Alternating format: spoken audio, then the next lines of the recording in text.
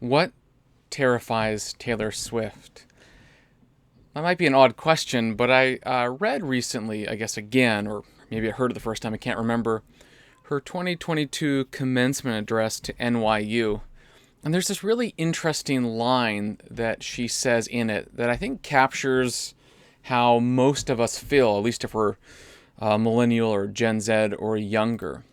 She says, I know it can be really overwhelming figuring out who you want who to be and when, who you are now and how to act in order to get where you want to go. I have some good news for you. It's totally up to you. I also have some terrifying news. It's totally up to you. I wonder if you can imagine living this way. Perhaps you do. This idea that you have sort of infinite possibility of things that you can do. I imagine looking at the edge of a cliff and seeing a swirling hole of nothingness that represents all the possible choices that you could make in life. There is an infinity of choices, it seems like, that you could make.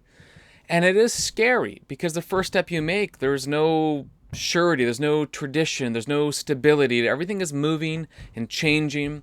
You are changing and becoming who you decide to be based on every choice you make in life. There's nothing solid, there's nothing stable.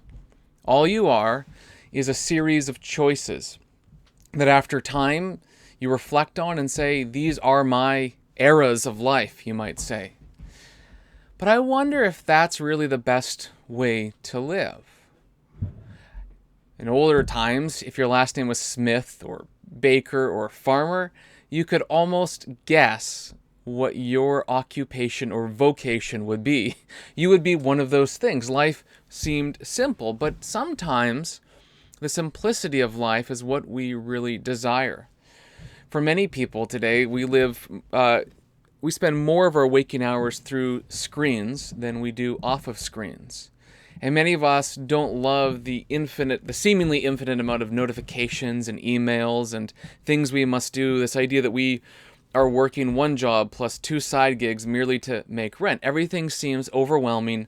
There is fast information coming to us at all times. And in each of our pockets, we have a device that accesses all data, all information at once. It can be overwhelming, terrifying even, to think about the sort of impossibility of choosing the best among all these alternatives. And I wonder if we are just so restless in this life that we can't find any rest. I wonder if it truly is terrifying not to have a stable tradition that gives you direction, that gives you community, that gives you stability. Seems to me that if your name was Farmer, you may not have all the best things in life that we have today, or maybe some of the choices might be limited, but you knew exactly what you would do in life. You'd be a farmer. Maybe you would love it, maybe you'd hate it, I don't know. But you would not have to look over the cliff edge and see that open, gaping void of infinite choices before you. You would know that there was at least one or two or three stable paths to walk on. You would know the beginning and the end. You would know, here's the basic financial journey. Here's the basic family journey. Here's what retirement looks like. Here's what success looks like. This is what I must do. There's a certain ease and peace about something like that. And always trying to figure out who you are to find more and more whatever it is in you reminds me of Byung Chul Han's writings. He's a Korean, German. He's from Korea, but he teaches in Germany, philosopher. And he describes himself as a radical journalist. A radical journalist means someone who understands the root of things. And the way he describes our world is, I think, accurate, but also alarming, terrifying even. All of us are trying to put our best foot forward, whether that's online or in person. We work all day and all month, and at the end of the year, the HR person says, have you advanced by meeting these metrics? And if you have, if you produced yourself enough, you get a raise.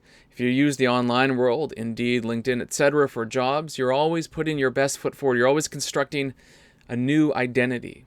Social media used to be social, now it's just media.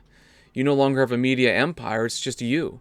You're producing yourself, making new choices. You're becoming who you want to be based on the choices that you make. Just like Swift said, it's terrifying news in that sense. Always producing yourself. But if you're producing yourself, you're both the producer and the product. And at one point, well, if the product is your soul, your inner life, it's going to run out. You're going to run dry. The well will be empty. And that means that you'll be empty, burnt out. So I think a lot of people are experiencing this right now, and I wonder if the seeming infinity of choice, that terrifying openness, is part of the problem. And the safety of tradition and the safety of simplicity is that very thing that we all try to push away from because we want freedom of choice in every category. But it's the very thing that can truly give us rest.